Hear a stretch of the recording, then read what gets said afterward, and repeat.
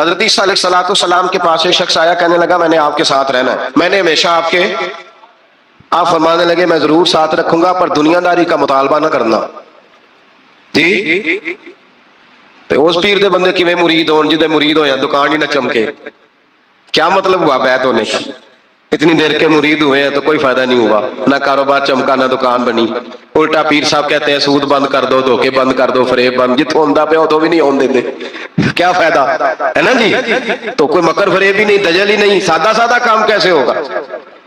حضرت عیسیٰ علیہ السلام کہنے لگے میرے ساتھ رہنا ہے تو دنیا داری سے، بولیے دنیا داری سے بچنا۔ کہنے لگا جی بالکل صحیح ہے۔ آپ فرمانے لگے چلو ٹھیک ہے۔ حضرت عیسیٰ نے چاہا کہ اس کا امتحان کریں، فرمایا پہلے دن وہ آیا ہے صحبت صلح میں رہنے کے لیے، خیر سیکھنے کے لیے۔ حضرت عیسیٰ علیہ السلام فرمانے لگے کتنی روٹیاں کھائے گا؟ کہنے لگا ایک۔ آپ نے 3 روٹیاں منگوائی، ایک خود کھائی، ایک اس کو کھلائی، تیسری وہیں رکھی اور جناب عیسیٰ دریا پہ وضو کرنے تشریف لے گئے۔ واپس آئے تو روٹی کوئی نہیں تھی وہاں۔ فرمایا روٹی کس نے کھائی ہے؟ کہنے لگا کوئی پتہ نہیں۔ جناب عیسیٰ علیہ السلام نے نا اس کو معجزہ دکھایا۔ ایک ہرن جا رہی تھی، اس کے ساتھ 2-3 چھوٹے چھوٹے بچے تھے۔ حضرت عیسیٰ علیہ السلام نے ہرن کا ایک بچہ پکڑا، اس کو ذبح کیا۔ ہرن بھی کھڑی ہو گئی، باقی بچے بھی کھڑے ہو گئے، ذبح کیا اور ذبح کر کے اس کا گوشت بھونا، اس کو بھی کھلایا، خود بھی اتنا کھایا کہ سیر ہو گئے، ڈکار آنے لگے۔ فرمایا کھایا نا تم نے؟ لگا حضور کھایا ہے۔ فرمایا پیٹ میں ابھی ہے کا ہے؟ ہرن کے ایک بچے کی ہڈیاں پڑی ہوئی تھیں، جناب عیسیٰ نے ساری ہڈیاں اکٹھی کر کے فرمایا کم باذن اللہ، اللہ کے حکم سے کھڑا ہو جا۔ وہ ہرن کا بچہ پھر زندہ ہو گیا۔ آپ فرمانے لگے ہرن کے بچے کا گوشت تیرے پیٹ میں بھی ہے، میرے پیٹ میں بچہ وہ جا رہا ہے، اب تو بتا دے روٹی کس نے کھائی ہے، اب تو بتا دے۔ کہنا جی کوئی پتہ نہیں، مجھے پتا۔ حضرت عیسیٰ علیہ السلام اس کو ساتھ لے گئے، دریا کے اس پار جانا تھا۔ فرمایا ہاتھ پکڑا چلو گزرو۔ دریا میں پیر رکھا، اس کا بھی اپنا بھی۔ کہنے لگا جی ڈوب جاؤں گا۔ فرمایا تو میرے ساتھ ہے، تجھے معجزہ دکھانا ہے، اللہ کی قدرت دکھانی ہے۔ پیر رکھا دریا میں، پیدل چلتے ہوئے دوسرے کنارے چلے گئے، کوئی ڈوبا نہیں، پیر بھیگا نہیں۔ فرمایا اتنی بڑی تو نے معجزہ دیکھا، اب تو بتا دے روٹی کس نے کھائی ہے؟ کہنے لگا جی پتا مجھے خبر، اللہ کے سامنے سارا ہی پتا ہوتا ہے، پتا نہیں مجھے، بولے بن جاتے ہیں نا منٹ میں۔ حضرت عیسیٰ کہنے لگے میں اللہ کا پیغمبر ہوں، مجھے منوانا آتا ہے۔ دریا کے اس پار گئے تو ریت تھی، صحرا کا علاقہ تھا۔ جناب عیسیٰ نے ریت کٹی کی، چھوٹی چھوٹی ڈھیریاں لگائیں، 3 ڈھیر ریت کے لگ گئے، 3 ڈھیر۔ جب 3 ڈھیر لگ گئے تو جناب عیسیٰ علیہ السلام نے پھونک ماری، وہ ساری کی ساری ریت سونا بن گئی۔ حضرت عیسیٰ علیہ السلام کہنے لگے یہ 3 حصے ہیں سونے کے، ایک حصہ میرا ہے، ایک تیرا ہے، اور تیسرا اس کا جس نے تیسری روٹی کھائی ہے۔ کہنے لگا جی میں نے کھائی ہے۔ تیسرا حصہ اس کا جس نے تیسری روٹی کھائی۔ کہنے لگا جی روٹی، فوراً مان گیا، بے قدرہ کچھ قدر نہ جاتی، کیتی خوب تسلی ہو، اے دنیا دار پجاری زردے کتیاں دے گل ٹلی ہو، میں نے کھائی ہے۔ وہ میاں صاحب کمال کر گئے، وہ ایک شخص لے گیا میاں محمد بخش علیہ رحمہ کو تانگے پہ بٹھا کے، کہنے لگا یہ پہلی بھی میری، وہ بھی میری، وہ باغ بھی میرا، یہ میرے چاچے کی، وہ میرے تائے کی، یہ میرے دادے کی، بڑے مالدار ہیں۔ آپ فرمانے لگے چل چھوڑ کوئی اور بات بھی کر۔ نہیں جی نہیں، وہ فلانی شے بھی میری۔ آپ فرمانے لگے یہ بتا تجھ سے پہلے کس کی تھی؟ کہنے لگا فلانے سے خریدی ہے۔ فرمایا اس سے پہلے کس کی تھی؟ چپ کر گیا۔ آپ فرمانے لگے دانش مندہ نہ کم نہ ہی دل دنیا نہ لانا، اس بوٹی کئی خامد کیتے، جو کیتا سو کھانا، چھوڑ اس کی بات نہ سنا، اس کا تو کبھی کوئی مالک ہوتا ہے کبھی کوئی ہوتا ہے۔ کہنے لگا جی میں نے ہی کھائی ہے روٹی۔ تو حضرت عیسیٰ کہنے لگے تو نے ظلم کیا، نبی کی صحبت پر تو نے ایک روٹی کو فوقیت دی، ایک روٹی، اور مجھے دھوکہ دیا اللہ کے پیغمبر کو۔ فرمایا جا میں نے مال کا کیا کرنا ہے، سارا ہی سونا تیرا ہے، 3 ڈھیریاں تو ہی رکھ لے۔ حضرت عیسیٰ کہہ کے گزرے تو پیچھے سے ڈاکو آ گئے، تلواریں ہاتھ میں، 2 ڈاکو، سونا پڑا ہوا دیکھا۔ کہنے لگے تیرا ہے؟ کہا میرا ہے۔ کہا اٹھ دوڑ جا تجھے قتل کر دیں گے۔ منت کرنے لگا، کہنے لگا یار اس طرح کرو نا، بانٹ کے کھاتے ہیں، بانٹ کے کھا لیتے۔ بات طے ہو گئی، ایک ایک ڈھیری کے مالک ہو گئے۔ اب وہ بات چیت ہونے لگی، نام پتہ واقفیت ہو گئی، تعارف ہو گیا۔ اب وہ جو 2 ڈاکو تھے ان کو وہ شخص کہنے لگا بھوک لگی ہے یار کو روٹی کھاؤ، کچھ پیسے دے کے ایک کو بھیجا۔ وہ جو 2 ڈاکو تھے ان میں سے جو کمزور تھا اس کو بھیجا کہ جاؤ کھانا لے کے آؤ۔ وہ کھانا لینے گیا تو پیچھے سے کہنے لگا تیرا رشتہ دار ہے؟ کہا نہیں، کوئی تعلق؟ کہنے لگا کوئی نہیں۔ آدھا حصہ کیوں دیتے ہو؟ کہنے لگے کمزور سا بندہ ہے، روٹی شوٹی لا دیتا ہے، میرے کام شام کرتا ہے، تو میں اس کو آدھا۔ اس نے کہا دفع کرو، چھوٹے چھوٹے کام کرتا ہے تم آدھا حصہ دیتے ہو؟ آتا ہے تو پکڑ کے قتل کر دیتے ہیں, سونا آدھا آدھا بانٹیں گے. ٹھیک ہو گیا جی. وہ جو روٹی لینے گیا تھا وہ بھی کہنے لگا مجھے تو نوکر سمجھا ہوا ہے نا, کھانے میں لاؤں, پانی میں لاؤں, بستر میں بچھاؤں. آج اتنا سونا ہاتھ آیا, بڑا ڈاکہ لگا, ان کو قتل کرتا ہوں نا دونوں کو, تو سونا میں قبضے میں کرتا ہوں. اس نے بھی دھوکہ دینے کا ارادہ کیا, کھانے میں زہر ملایا. امام راضی فرماتے ہیں وہ زہر ملا کھانا لے کے پہنچا, روٹی رکھی تھی, ان دونوں نے یک بارگی حملہ کیا, اسے قتل کر دیا. قتل کر کے لاش دریا میں پھینکی, مست ہو کے کھانے لگے. جب سیر ہوئے تو پھر پیٹ کٹنے لگا, انتڑیاں ٹوٹنے لگی, ناک منہ کان ہر چیز سے خون نکلنے لگا. چیخے مارتے کوئی سارا سونا لے لے ہمیں بچا لے, سارا کچھ لے لے جان بخش دے, رونے لگے تڑپنے لگے. لیکن اب کوئی بچانے نہیں آیا, کوئی داد رسی کو نہ آیا. تینوں لاشیں ایک دریا میں, دوسری وہاں, مر گئے, مردہ ہو گئے. حضرت عیسیٰ علیہ السلام چند گھنٹوں کے بعد گزرے تو لوگوں نے کہا حضور یہ کیا ہے؟ فرمایا دنیا داری کا انجام, لالچ کا انجام, دھوکے کا انجام, فریب کا انجام. او بھائی بیماری لگ گئی سیٹھ صاحب کو, مالدار صاحب کو, چودھری صاحب بیمار ہو گئے, کروڑوں روپیہ پڑا ہے تجوری میں, لیکن شفا کبھی خریدی نہیں جا سکتی, صحت کسی دکان سے ملتی نہیں, دھوکے سے اکٹھا کیا ہوا مال وہ پڑا ہے سامنے, لیکن اس کے منہ سے چند نوالے نہیں اتر رہے. یہاں تک حالات ہیں. ہماری عدالتوں کا اللہ حافظ ہے, اب وہاں کیس جاتے ہیں خلا کا کیس گیا, خاوند کے خلاف بیوی نے مقدمہ کر دیا. اب عورتیں اللہ ماشاءاللہ دھوکہ دیتی ہیں, ایڈریس غلط بتاتی ہیں. خاوند کو نوٹس گیا, اب اس کو ملے گا تو وہ عدالت میں آئے گا نا. میں آپ کو جینون کیس ایسے دکھا سکتا ہوں, میرے پاس لوگ مسئلہ پوچھنے آتے ہیں. غلط ایڈریس دیا, 3 پیشیوں پہ خاوند نہیں گیا تو عدالت نے طلاق کی ڈگری جاری کر دی. کسی فقہ کے کسی مفتی کے نزدیک طلاق نہیں ہوتی, لیکن عورتیں دوسرا نکاح کر کے پھر رہی ہیں.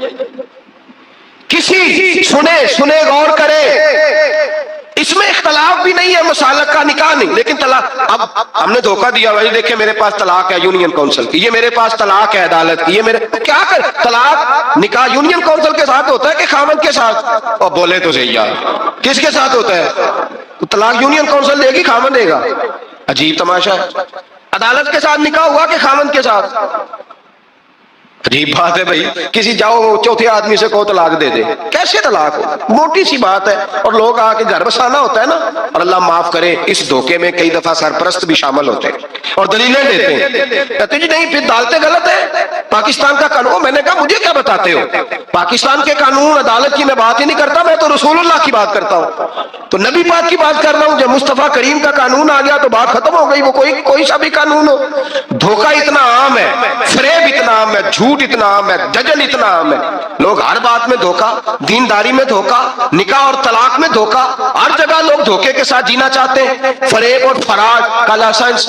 اگر آپ ناراض نہ ہو جائیں, جس وکیل نے کیس پکڑا ہوتا ہے اسے پتا ہوتا ہے کہ جو آدمی میرے پاس لے کے آیا جھوٹا ہے کہ سچا ہے, پتا ہوتا ہے کہ نہیں؟ چلو ہونے کا مطلب یہ نہیں کہ تسی وکیلاں دے دوالے ہو جائے, لیکن یہ بتائیں اسے خبر ہوتی ہے کہ نہیں؟ نہیں تو ہمیں کوئی نہیں پتا اس گل کا. پتا ہوتا ہے نا, تو پھر کیوں اس کا کیس لے کے عدالت میں جاتا ہے؟ پتا ہے نا سارا. جو گاہک ساتھ گئے ہوئے, اور ہمارے معاشرے میں تو مرد ہونے کی علامت ہے, مرد ہونے کی, چودھری ہونے کی علامت ہے کہ یار اگر کوئی غلطی کر کے آیا تو اس کی سپورٹ کرنی ہے. یہ مرد ہونے کی علامت ہے, یہ مرد ہونے کی علامت ہے.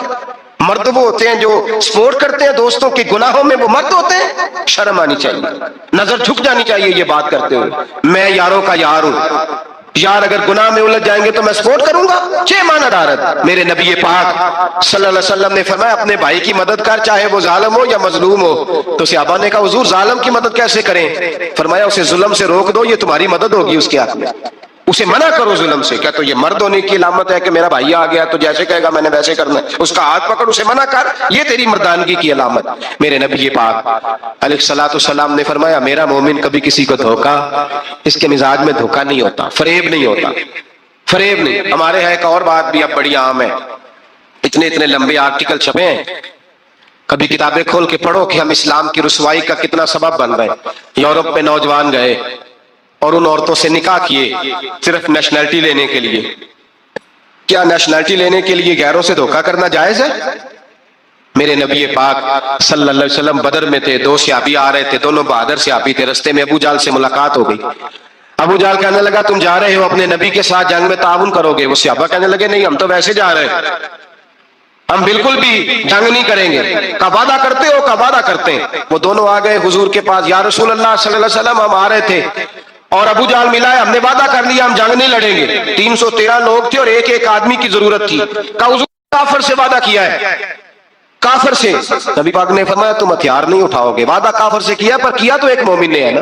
ایک شمون نام کے بزرگ تھے، بنی اسرائیل سے تعلق تھا، بڑی عبادت کرتے تھے، 1000 سال عبادت فرمائی، ساری رات نفل پڑھتے، سارا دن روزہ رکھتے، اور پھر روزہ رکھ کے تو کافروں سے جہاد کرتے، ساری زندگی جہاد میں گزاری، جس جنگ میں گئے اللہ نے فتح عطا فرمائی۔ یہ ذرا سوچئے کہ جس کا تذکرہ میرے نبی پاک فرما رہے ہیں وہ کتنا بڑا آدمی ہوگا۔ ولی اگرچہ بنی اسرائیل کے تھے لیکن اتنا زبردست ان کا جہاد کرنے کا طریقہ تھا، بڑا جہاد کیا، بڑی انہوں نے، کافر بڑے پریشان تھے کہ بندہ قابو نہیں آتا، بڑی دور تک بات گئی، بڑی جد و جہد کی، لیکن حضرت شمون علیہ رحمہ بنی اسرائیل کے ولی تھے، قابو نہ آئے۔ آخر ان کی بیوی کو خریدا، اور یہ ایک دو مثالیں بیویوں کی آ گئی ہیں، خامد بھی بکتے ہیں، یاد رکھنا، بھائی بھی بکتے ہیں، اللہ ماشاءاللہ جب کوئی بکنے پہ آتا ہے تو پھر وہ اپنے معیار کو قائم نہیں رکھتا، پھر لوگ گر جاتے ہیں معیار سے۔ بیوی کو خریدا، کہنے لگے تو نے اس کے ساتھ رہ کے کیا وقت گزارا ہے؟ کہنے لگی کوئی سکھ نہیں پایا، ایک وقت روٹی ایک وقت کی بھوک، درویشی کا درس دیتا ہے، کچھ بھی نہیں ملا۔ حضرت شمون علیہ رحمہ کی بیوی جب خریدی گئی، کہنے لگے جب چونکہ یہ کم سوتے ہیں اور جتنی دیر سوتے ہیں گہری نیند سوتے ہیں، جب گہری نیند سو جائے تو رسیوں کے ساتھ جکڑ دینا۔ امام غزالی علیہ رحمہ نے اس کو لکھا ہے، رسیوں کے ساتھ جکڑ دیا بیوی نے۔ حضرت شمون اٹھے نہ تو اپنے آپ کو رسیوں سے بندھا ہوا دیکھا، اللہ اکبر کہا، جب اللہ اکبر کہا تو ساری رسیاں ٹوٹ گئیں۔ بیوی سے کہنے لگے تو نے کیوں باندھا؟ اس نے پھر دھوکہ دیا، کہنے لگی ہر جنگ میں لوگ آ کے بتاتے تھے تیرا خاوند بڑا دلیر ہے، میں نے کہا میں بھی دیکھوں کتنا دلیر ہے۔ سارے ایک نیا رنگ، ایک نیا روپ، ایک نیا طریقہ، تو میں نے تو آزمایا ہے، اور یہ تو چھوٹی چھوٹی رسیاں تھیں۔ آپ فرمانے لگے چلو ٹھیک ہے، اگر تو نے آزمایا ہے تو پھر دیکھ بھی لیا ہے۔ کچھ دنوں کے بعد اس نے زنجیروں سے باندھ دیا، لوہے کی زنجیروں سے۔ اٹھے تو بندھا ہوا پایا، اللہ اکبر کا تو زنجیریں بھی ٹوٹ گئیں۔ فرمانے لگے یہ تو نے کیا کیا؟ کہنے لگی دیکھنا چاہتی تھی، کچی رسیاں تو توڑ لیتے ہو، زنجیریں بھی ٹوٹتی ہیں کہ نہیں؟ ہاں بھائی ٹھیک آ کے لوگ بتاتے ہیں تو واقعی دلیر ہے، ہر جنگ میں کامیاب ہوتا ہے۔ اب قریب بیٹھنے لگی، کھانا اپنے ہاتھوں سے کھلانے لگی، فریب کرنے لگی، دھوکہ دینے لگی۔ کہنے لگی بتاؤ تو صحیح طاقت کا راز کیا ہے؟ مومن نرم دل ہوتا ہے، ایک دفعہ کوئی مسکرا کے پاس آتا ہے تو سمجھتا ہے کہ شاید یہ میرا خیر خواہ ہے، اس لیے مومن دھوکے کھاتے ہیں، دھوکے دیتے نہیں۔ جب اس نے محبت کے لب و لہجے میں بات کی تو جناب شمون کہنے لگے اور تو میں کسی چیز سے قابو نہیں آ سکتا، بال ان کے لمبے لمبے تھے، بیٹھتے تھے تو نیچے بال آتے تھے، ہماری شریعت میں جائز نہیں۔ نبی پاک صلی اللہ علیہ وسلم نے زلفے کانوں تک کی اجازت دی ہے، کندھوں تک کی اجازت ہے، کندھوں سے نیچے بال آئے تو حرام لکھا ہے اعلیٰ حضرت نے، کندھوں سے نیچے جائز نہیں۔ ان کے بال بڑے لمبے تھے، بیٹھتے تھے تو نیچے دب جاتے تھے۔ حضرت شمون کہنے لگے مجھے دنیا کی تو کوئی طاقت نہیں باندھ سکتی، ہاں میرے بالوں سے مجھے باندھ دیا جائے تو پھر نہیں میں اٹھ سکتا۔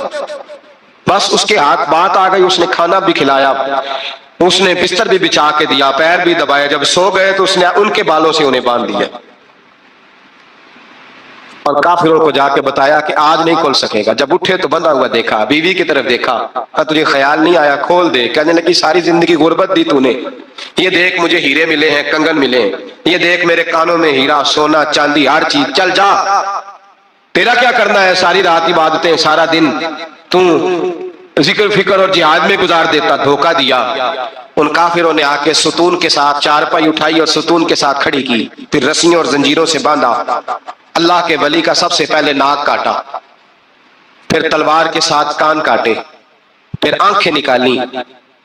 جب زبان کاٹنے لگے تو انہوں نے اللہ کو آواز دی، کہا میرے مولا میں کوئی لاوارث ہوں کہ کوئی مجھے دھوکہ دے اور اس انداز میں قتل کر دے؟ مولا میں دھوکے کھاتا رہا، میں کوئی لاوارث تو نہیں؟ جب یہ دعا فرمائی تو پھر بجلی چمکی، پھر اللہ کا قہر برسا۔ امام غزالی فرماتے ہیں وہ کافر جو آئے تھے وہ جلے، اس طرح جلے کہ ان کی ہوا بھی اڑ گئی۔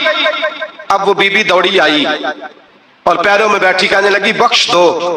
آپ فرمانے لگے ساری زندگی میں تیرے دھوکے کھاتا رہا، اب اللہ کی لاٹھی چلنے لگی ہے، اس کی آواز نہیں ہوتی، اب تو خدا کے حوالے ہے. پیروں سے آگ چلی. کہنے لگے وہ دیکھنا سونے سے کہہ تجھے بچائے, وہ جو تیرے ہاتھوں میں ہیرے کے کنگن ہیں انہیں کہہ تیری حفاظت کرے. اب وہ جو تیرے کانوں کے اندر سونے چاندی کی بالیاں اور کانٹے ہیں اور جھومر ہیں ان کو کہہ تجھے نجات دلائے. جلتی رہی, تڑپتی رہی, چیختی چلاتی رہی, اور اس طرح چیخی کہ وہ خاک بنی, ہوا میں اڑی. اللہ نے اپنے ولی کی آنکھیں بھی دوبارہ عطا فرما دی, کان بھی دوبارہ عطا فرما دیے. اللہ تبارک و تعالیٰ نے پہلے سے زیادہ طاقت دی. وہ جب باہر نکلے تو اعلان کر رہے تھے, لوگوں دیکھو دھوکہ والے جل گئے, تباہ ہو گئے, نام و نشان مٹ گیا, اور مجھے دھوکہ دیا گیا تھا تو اللہ نے مجھے پہلے سے زیادہ طاقتیں عطا فرما دی. حضرت مریم رضی اللہ تعالی عنہا پاک باز تھی, مسجد میں رہی تھی, پر مالک کی حکمت کے تقاضے بڑے عجیب ہیں نا. پھر جناب مریم کو اللہ تعالیٰ نے بغیر شوہر کے اولاد عطا کر دی. یہ بات ہی ایسی تھی. وہ کسی نے کہا تھا کہ مخلوق تو فنکار ہے اس درجہ کے پل بھر میں سنگے در کعبہ سے بھی اسنام تراشے, تم کون ہو کیا چیز ہے داغے کبابی. لوگوں نے تو مریم پہ بھی الزام تراشے.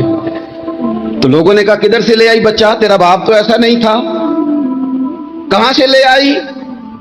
اللہ کرے میں آپ کو سمجھا سکوں, ذرا اپنے آپ کو وہاں کھڑا کریں کہ ایک پاک باز عورت, پاک باپ کی بیٹی, طیب ماں کی بیٹی, اور اللہ کے گھر میں پرورش پانے والی خاتون, ایک وہ وقت اور ایک یہ وقت کہ اس عورت کو کٹہرے میں کھڑا کر کے پوچھا جا رہا ہے کہ معاذ اللہ تیری گود میں بچہ جائز نہیں ہے, کہاں سے لائی ہے. اب خود سے صفائیاں بندہ کتنی کو دے, کتنی کو وضاحتیں کرے. اور میں نے تو اپنی زندگی میں دیکھا ہے زیادہ وضاحت دینے والے کو بھی لوگ جھوٹا سمجھنے لگ جاتے ہیں. زیادہ وضاحت دینے پر بھی لوگ کمزوری کا اظہار سمجھتے ہیں کہ کمزور پڑ گیا. آپ صلح کی کوشش کرتے ہیں, سامنے والا بزدل سمجھ لیتا ہے. زیادہ وضاحتیں بھی کمزور کر دیتی ہیں. اب حضرت مریم کو کٹہرے میں کھڑا کر کے کہا بچہ کس کا ہے, تو پھر خدا بندوبست جب کرے, اللہ جب مددگار ہو, تو پھر حضرت مریم کی گواہی درختوں سے نہیں دلوائی, اس نے پتوں سے نہیں دلوائی, پھر فرشتے نہیں بھیجے. حضرت مریم کہنے لگی مجھ سے نہ پوچھو, وہ جو پنگوڑے میں ہے اسی سے پوچھ لو, ان سے پوچھو نا, وہ کون ہے پوچھ لو, ان سے کر لو سوال. انہوں نے کہا پنگوڑے میں چند دنوں کا بچہ, یہ جواب دے گا. مددگار تھا رب, ان کی برات کا اعلان کرنا تھا مالک نے. اور جب مالک اعلان کر دے, جب مالک تیری صفائی دینا چاہے, جب مالک تجھے دنیا کے سامنے نکھارنا چاہے, تو پنگوڑے میں لیٹے حضرت عیسیٰ بول کے کہنے لگے انی عبداللہ آتانی الکتاب. فرمایا میں اللہ کا بندہ ہوں, رب نے مجھے کتاب عطا کر کے نبی بنا کے دنیا میں بھیجا ہے. میں اللہ کا بندہ ہوں, کتاب لے کے آیا ہوں, نبی بن کے آیا. دل پنگوڑے سے اعلان ہو گیا, پھر بچہ بول پڑا. اور یہ ایک دفعہ نہیں بات ہوئی, یہ بنی اسرائیل میں ایک جریج نام کے شخص بھی تھے جو نماز پڑھ رہے تھے. بعض نے لکھا ہے نفل نماز تھی, اماں نے پکارا تو آئے نہیں, تو ماں کے منہ سے نکل گیا تو اتنی دیر تک مرے گا نہیں جب تک کسی بے حیا عورت کا منہ نہ دیکھ لے. تو وہ عبادت گزار تھے, لیکن لوگوں نے ان کی عبادت, ریاضت, پرہیزگاری کو نہیں دیکھا. بس ایک عورت کو بھیج کے الزام لگوا دیا. وہ عورت آیا جایا کرتی تھی, اب آ جاتی ہیں عورتیں مسئلہ پوچھنے کی نیت سے بھی آ جاتی ہیں. ماحول میں کچھ جگہ ایسی بھی ہیں جہاں عورتیں دم کرانے کے بہانے آ جاتی ہیں. وہ خاتون آتی جاتی تھی اس خانقاہ پہ, آستانے پہ, یہ بخاری میں موجود ہے. پھر اس نے کہا میری گود میں جو بچہ ہے یہ انہی کا ہے. مجھے بتائیں کیسے بندہ وضاحت دے. حالات خراب ہو گئے, لوگ کٹیا جلانے لگے, ماحول اور طرح کا بن گیا. میرے نبی پاک علیہ الصلوۃ والسلام فرماتے ہیں پھر اس رب کے بندے نے کہا مالک تو کریم ہے, تیری مشیت کا تقاضا آیا جو میری ماں نے جملے بولے تھے, پر اب میں وضاحت دینے کے قابل نہیں رہا. اب تو ہی کرم کرے گا تو دروازہ کھلے گا. تو وہ چند دنوں کا بچہ پنگوڑے میں بول کے کہنے لگا میں اس درویش کا نہیں, میں تو فلانے چرواہے کا بچہ ہوں, وہ جو بکریاں چراتا ہے. رب کی مدد کو پکاریں, اپنے ساتھ اپنے مالک کی مدد کو شامل کریں, تھوڑے رزق پر بھی گزارا اچھا ہونے لگ جائے گا. سارے لوگ آپ کو گرانے کی تدبیریں کر رہے ہوں گے اور مالک آپ کو عزتیں عطا فرما دے گا. اس کی بارگاہ سے حکمت کا تقاضا اور ہو جائے گا. ہم نے ساری زندگی لوگوں کو راضی کرنے میں گزار دی. تو میرے عزیز, جب سب سے بڑھ کر وہ دیتا ہے, سب سے زیادہ نوازتا ہے, سب سے زیادہ پیار کرتا ہے, تو پھر وہ فرماتا ہے یا ایھا الذین آمنوا اذکروا اللہ ذکرا کثیرا, اے ایمان والو اپنے رب کا کثرت کے ساتھ ذکر کرو، وَسَبِّحُوهُ بُكْرَةً وَأَصِيلًا، صبح و شام اسی کی پاکی بیان کرو، صبح و شام اللہ ہی کا ذکر، اسی کی پاکی، بہت زیادہ تفصیلات نہیں، لمبی ڈیٹیل نہیں، صرف آپ اتنا تجربہ کر لیں کہ ہم دن میں اپنی تعریف زیادہ کرتے ہیں یا اپنے رب کی تعریف زیادہ کرتے ہیں، ہمارا اپنے آپ کو سجانے سنوارنے میں خیال زیادہ رہتا ہے یا رب کی رضا پہ توجہ زیادہ رہتی ہے۔ ہمارا اب یہ مزاج بن گیا ہے کہ ہر چیز سے گھیر گھار کے ہم اپنے آپ پر ہر چیز کو لے آئے ہیں، ہم اپنے آپ سے شروع ہوتے ہیں، اپنے پر ختم ہوتے ہیں۔ میرے رسول پاک صلی اللہ علیہ وسلم نے فرمایا جو اللہ کا ذکر کرے اور جو اللہ کا ذکر نہ کرے، مثل الحی والمیت، ان کی مثال اس طرح ہے جس طرح زندہ اور مردہ کی ہوتی ہے۔ گویا ذکر کرنے والا زندہ ہے، نہ کرنے والا مردہ ہے، کہ جس نے سارا دن رب کو یاد ہی نہیں کیا، اس کو سارا دن خیال ہی نہیں آیا۔ آپ کہیں سفر پہ نکلے ہوں، کہیں آپ دور گئے ہوں نا، تو آپ کو خیال آتا ہے یار صبح کی میں نے گھر ہی بات نہیں کی، صبح سے میں نے آج گھر فون نہیں کیا، کوئی رابطہ نہیں کیا، کوئی معلومات نہیں کی۔ گھر میں سے کوئی سفر پہ ہو، ایک تو یہ کہ آپ گئے ہوں اور ایک یہ کہ کوئی گھر میں سے گیا ہو، تو دن میں اسے فون کر کے پوچھنے کہاں پہنچے ہو، جس کام گئے تھے اس کا کیا بنا، خیال آتا ہے۔ اور اگر آپ نے کسی کو بھیجا ہو اور پیچھے سے فون نہ کریں تو وہ بھی کہہ دیتا ہے یار تو نے سارا دن حال ہی نہیں پوچھا۔ یعنی بندوں کے ساتھ بندوں کا رشتہ ہو تو دن میں یاد نہ کریں تو شکوہ آتا ہے، تو مجھے بتاؤ سارا دن ہی گزر جائے ایک تسبیح بھی نہ پڑھی جائے، یعنی سارا دن بیت جائے اور انسان ایک تسبیح سبحان اللہ کی نہ پڑھ سکے، باقی اسے ساری کہانیاں آتی ہوں، باقی اسے سارا پتا ہو، لیکن سارا دن بیت گیا، 24 گھنٹے گزر گئے اور اس کو اتنی توفیق نہیں ہوئی کہ 100 دفعہ مدینے والے رسول پہ درود و سلام ہی پڑھ لیتا، سارا دن ہی گزر گیا، اس نے سوچا ہی نہیں۔ تو ہم نے یہ کیا ہے کہ ہمارا جو خاص ذکر کرنے کا مزاج اور ماحول اور شوق ہونا چاہیے تھا، وہ شوق ہمارا برقرار نہیں رہا، وہ ذوق نہیں ہمارا رہا۔ یعنی فارغ بیٹھے لوگ ہیں، بڑی دیر فارغ بیٹھے ہیں، کہتے ہیں جی میں صبح سے فارغ ہوں، بور ہو رہا تھا، کوئی سوارے پڑھ لینا تھا، کچھ تھوڑا سا نا مہربانی کر لینی تھی، کچھ آپ نے ایک تسبیح استغفار کی پڑھ لینی تھی۔ کس طرح آپ بور ہو گئے، آپ نے سارا دن اللہ کو یاد ہی نہیں کیا، توجہ نہیں فرمائی۔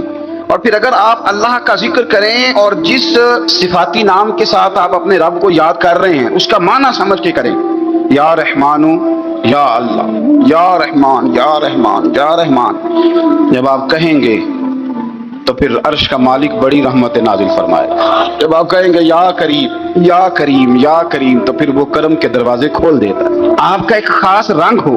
میرے نبی پاک صلی اللہ تعالی علیہ وسلم نے ارشاد فرمایا کہ تم نہ دنیا میں رہ کے مجھ پہ درود و سلام پڑھو، فرمایا قیامت میں جب تمہارا دشوار گزار گھاٹیوں سے گزر ہوگا نا، یہاں تم بیٹھو گے سوگ کے ساتھ درود پڑھو گے، لیکن فرمایا قیامت والے دن جب تمہیں دشوار گزار اور سخت راستوں سے گزرنا پڑے گا نا، تو دنیا میں سکھ کے ساتھ پڑا ہوا درود و سلام وہاں تمہارے لیے نور بن جائے گا اور تمہیں رستہ دکھائے گا، تمہارا درود و سلام تمہیں ذوق دلائے گا۔ اور میں نے ایسے لوگ بھی دیکھے دین کے لیے وقت گزارا، لیکن جب بڑھاپے میں دانت کام نہ کرتے تھے تو وقت کے مفتیوں کو بھی مسجدوں کی کمیٹیوں نے کہہ دیا اب آپ کی سمجھ نہیں آتی، ہم نے خطیب کو یور رکھنا ہے، نہ دیکھو دنیا کی طرف، دنیا رلا دیتی ہے، نہ راضی کرو بندوں کو، بندے تھکا دیتے ہیں، نہ پیچھے بھاگو ہر وقت دنیا داروں کے، یہ انسان کو کمزور کر دیتے ہیں، وہ تو کریم ہی بڑا ہے، 2 آنسو زمین پر بعد میں گرتے ہیں، بندے کے گناہ سارے پہلے معاف فرما دیتا ہے۔ اللہ کی مدد کا حصول، اپنے مالک کی مدد کی طرف بڑھنا، آپ کو بدر کی جنگ بھی یہی درس دے گی، آپ کو احد کا میدان بھی یہی سبق دے گا، فتح مکہ بھی یہی سبق دے گا۔ میرے دوستو، جب رب مدد فرمائے، جب اللہ مددگار بنے، دوستوں سے ایک بات اکثر کرتا ہوں، میں کہتا ہوں کہ جتنے درد سے آپ امیر کو اپنی کہانی سناتے ہیں نا، اور جس طرح آپ کے آنسو بات کرنے سے پہلے گر جاتے ہیں کہ غریب ہیں، بچیاں ہیں، کاروبار میں، او میرے سنگیو، اس سے آدھے آنسو اپنے رب کی بارگاہ میں بکھیرو، اس کے حضور عرض گزار ہو جاؤ، اس سے طلب کرو۔ ایک وقت انسان پر زندگی میں ایسا آتا ہے کہ اسے یوں محسوس ہوتا ہے کہ میرا سایہ بھی ذرا سا پیچھے ہٹ گیا ہے، اسے یوں لگتا ہے کہ میں کسی سہارے پہ ہاتھ ڈالتا ہوں تو وہ بھاگ جاتا ہے مجھ سے، لیکن مالک کی بارگاہ ایسی عظیم بارگاہ ہے، رب رسول کے آستانے اتنے بڑے ہیں کہ آپ جب وہاں کشکولے طلب دراز کرتے ہیں تو جھولی پھیلانے میں دیر لگتی ہے، ان کو بھرنے میں تو کوئی دیر نہیں لگتی۔ ہم نے اپنا सोच का किबला ही दुनिया को बना लिया है। ये जो अल्लाह वालों की मदद है, ये तो यानी अल्लाह ही की मदद है, लेकिन ये जो सेठों की तरफ तवज्जो करना, नवाबों की तरफ तवज्जो करना, दुनियादारों की तरफ तवज्जो करना और अपना मिजाज इस तरह का बना लेना, यारो गर्दन को झुका देता है खैरात का पत्थर, जहां में मांगने वालों के सर कभी ऊंचे नहीं होते। और इकबाल कहते हैं गैरत है बड़ी चीज जहाने तगो दो में, पहनाती है ये फक्र को ताजे सरदारा। मैं अर्ज करूंगा कि अपनी आप जब तवज्जो का किबला अल्लाह रसूल को बनाएंगे तो रब फरमाते हैं यरज़ुक़हु मिन हैसु ला यहतसिब, मैं ना तुझे वहां से रिस्क दूंगा जहां से कभी तेरा गुमान भी नहीं गया होगा। यहां से भी मिल सकता है, तूने सोचा भी नहीं होगा। बुखारी शरीफ में हदीस है, हज़रत जाबिर इब्न अब्दुल्लाह फरमाते हैं नबी पाक सल्लल्लाहु अलैहि वसल्लम ने ना 300 लोगों का एक लश्कर रवाना किया किसी मुहिम के लिए, किसी जिहाद के लिए। हजरत अबू उबैदा बिन जर्राह रदी अल्लाह तआला अन्हु अमीर लश्कर थे। फरमाते गुर्बत इतनी ज्यादा थी, भूख इतनी ज्यादा थी कि एक एक खजूर दिन में एक वक्त खाने को मिलती थी, और एक कुछ दिन ऐसे आए कि अब खजूर भी नहीं मिल रही। फरमाते इतनी ज्यादा भूख लगी मुजाहिदीन को, 300 बंदा पत्ते खा के गुजारा होने लगे। ये बुखारी में मौजूद है। आप फरमाते हैं कि दरिया के किनारे हमारा पड़ाव था, ठहराव था। जब भूख से निढाल हो गए ना, वह यरज़ुक़हु मिन हैसु ला यहतसिब, अल्लाह वहां से रोजी देता है, गुमान भी नहीं होता। फरमाते हैं एक मछली अल्लाह ताला ने दरिया के किनारे भेजी, फरमाते हैं वो थी तो मछली पर पहाड़ जितनी थी। बुखारी में लफ्ज हैं, हजरत जाबिर इब्न अब्दुल्लाह रदी अल्लाह ताला अन्हु फरमाते हैं 300 आदमी 18 दिन तक उस मछली को खाते रहे, मछली खत्म ही नहीं हुई। मछलियां नहीं, मछली कहते हैं 18 दिन 300 बंदा खाता रहा, मछली खत्म ही नहीं हुई। और फरमाते हैं कि उसकी हड्डी निकाल के, कांटा कहेंगे आप अपनी जुबान में, कहते हैं वो निकाल के ना तो उसको खड़ा किया ना जब, तो ऊंट कजावे समेत उसके बीच से गुजर जाता था। 2 उसके कांटे जोड़े। फरमाते हैं वो उसका गोश्त हम खाते थे और उसकी चर्बी बतौर तेल के हम जिस्मों पे मलते थे, बीमारों को उससे सुकून आता था, तंदुरुस्ती शिफा होती थी। फरमाते हैं हम खाया भी हमने, और कुछ लेके हम मदीने भी गए, और कुर्बान जाए नबी पाक ने भी उसमें से खाया। हमने अर्ज की हुजूर ये मुअम्मा क्या है, ये माजरा क्या है? तो महबूब ने फरमाया तुम्हारे पास गिज़ा नहीं थी, रब ने तुम्हारे लिए बंदोबस्त किया है, अल्लाह ने तुम्हें दिया है। मकान शुरू कर लिया, एक साहब ने वो मकान बनाने लगे, आप वो हिसाब लगा रहे हैं, कहते हैं मेरे पास इतने पैसे हैं, इतने मैंने फलाने दोस्त से कहना है उसने दे देने, इतने फलाने रिश्तेदार से कहना है उसने दे देने, इतने फलाने से कहना है उसने दे देने। ये सारी कापी बना के मकान शुरू कर लिया। जो रोज कहता था ना कोई हुक्म हो जाते दसी, सबसे पहले उसको कहा मियाँ पैसे चाहिए, वो कहता हो कल ही मुंडा टोरे है, कदे तू परसों 10 दाते लब जाने सन। मैं आपको अपने तजर्बे की बात बता रहा हूँ। जिन लोगों का ख्याल होता है ना कि आप स्टार्ट करें फलाना काम, हम आपके साथ हैं, अल्लाह का ही कोई निज़ाम है, वो बिल्कुल भी नहीं साथ होते। लेकिन ऐसा नहीं है कि कोई साथ नहीं होता, अल्लाह ताला बड़े असबाब पैदा करता है, वहां से देता है जहां से गुमान भी। हमारा ये ज़हन बन जाता है, हम सारी अपने हिसाब से चलते, इतने रिश्तेदारों से, इतने, कौन आपके साथ चलेगा, सवाल ही नहीं पैदा होता। ये सारे काम छोड़ के सबसे पहले 2 रखते पढ़ो, अपने रब की बारगाह में, रसूल कायनात की बारगाह में गुजारिशात और इस्तिगासे पेश करो, वहां से खैर तलब करो। दुनियादार क्या देंगे, क्या दे सकते हैं, क्या हैसियत होती है किसी, अल्लाह कहता है वहां से दूंगा। तो जो अल्लाह माल दे वो लेना चाहिए कि रिश्तेदारों का माल देखना चाहिए? जो अल्लाह दे वो लेना चाहिए कि सेठों नवाबों की जेबें देखनी चाहिए? जो अल्लाह दे वो कबूल करना चाहिए या देखना चाहिए कौन सा आदमी कहां पहुंच गया? छोड़ो, अपनी मट्टी पे चलने का सलीका सीखो। किसी के संग मरमर पे चलोगे तो फिसल जाओगे, फिसल जा। इस पर एक और बात अर्ज कर दूं, सही बुखारी से, मुस्लिम से एक और बात। कुछ चीजें ऐसी हैं जिनसे अल्लाह की मदद आती है, मदद मिलती है। एक चीज उनमें से ऐसी है जिससे बहुत मदद नाज़िल होती है, वो है कि जब रब आपको देना तो फिर आप भी उसके रास्ते में दें, फिर मदद आती है, फिर और आता है। बुखारी मुस्लिम में हदीस है, ये ज्यादा ही तवज्जो तलब अमर है, इस पर आप गौर करेंगे। हजरत अबू हुरैरा फरमाते हैं कि नबी पाक अलैहिस्सलाम ने फरमाया एक शख्स ने बादलों के अंदर से आवाज सुनी कि फलां आदमी का खेत और बाग खुश्क हो गया है, वहां बरसो और उसके खेत को सैराब करो। तो बड़ा हैरान हुआ कि बादल से आवाज आ रही। फिर उसने देखा कि एक पहाड़ी पर बारिश हुई, वो बादल वहां बरसा, फिर नालियों से होता हुआ पानी ایک طرف چلا تو جس نے آواز سنی تھی حضور بیان کر رہے ہیں، وہ بھی پیچھے پیچھے چلا کہ پانی کدھر جا رہا ہے۔ اس نے جا کے دیکھا کہ ایک مقام پہ ایک باغ کو وہ پانی لگ رہا ہے اور ایک آدمی وہ پانی لگا رہا ہے۔ اس نے اس سے پوچھا تیرا نام کیا ہے؟ اس نے کہا کیوں؟ کہنے لگا بتا نا۔ اس نے نام بتایا تو کہنے لگا یہی تو وہ نام ہے جو میں نے بادلوں کے اندر سے سنا ہے کہ فلاں کے کھیت کو پانی دے دو۔ اس نے کہا یار تو کیا عمل کرتا ہے کہ اسپیشل تیرے لیے بارش برسے؟ یہ بخاری پڑھ رہا ہوں، سیاستہ سے حدیث عرض کر رہا ہوں۔ اس سے پوچھا تو کیا کام کرتا ہے کہ جناب اللہ تبارک و تعالیٰ کا حکم کرم آیا کہ خاص تیرے لیے پانی برسے اور تیرے کھیت کو سیراب کرے؟ تو اس نے کہا چھوٹا ذمہ دار ہوں، پر جب فصل اگتی ہے تو 3 حصے کرتا ہوں، ایک حصہ اپنے بال بچوں پہ بہن بھائیوں پہ خرچ کرتا ہوں، ایک حصہ پورا اور ایک حصہ دوبارہ کاشتکاری پہ لگاتا ہوں، اور تیسرا حصہ خالص میں نے مسکینوں یتیموں اور غریبوں کے لیے رکھا ہوا۔ وہ جو تیسرا حصہ اللہ کرے آپ سمجھے، وہ رب کے بندوں پہ تیسرا حصہ خرچ کرتا ہے نا، تو کریم مالک نے فرمایا جہاں سے غریب کا حصہ جاتا ہے وہ کھیت خشک نہیں رہنا چاہیے، وہ جہاں سے مسکین روٹی کھاتے ہیں وہ خشک نہ رہے، جہاں سے یتیموں کو کچھ آتا ہے کہیں اس کی فصل رہ نہ جائے۔ میں اور آپ بھی اگر اپنے مال میں مسکینوں یتیموں غریبوں کے حصے رکھ لیں گے تو فصلیں خشک نہیں رہیں گی، ان کے اندر تازگی آئے گی، نور آئے گا، کرم آئے گا، خاص کر خدا کی رحمت برسے گی۔ مدد اللہ سے چاہیں، اپنی توجہات کا مرکز رب رسول کی ذات کو بنائیں، پھر آپ محسوس کریں گے کہ بڑی جلدی اللہ تعالیٰ کی مدد آنے لگی ہے۔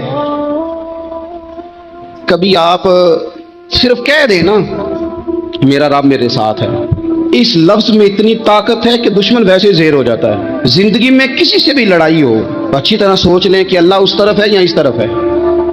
اگر آپ زیادتی پہ ہیں تو پھر رب مظلوم کی جانب ہے۔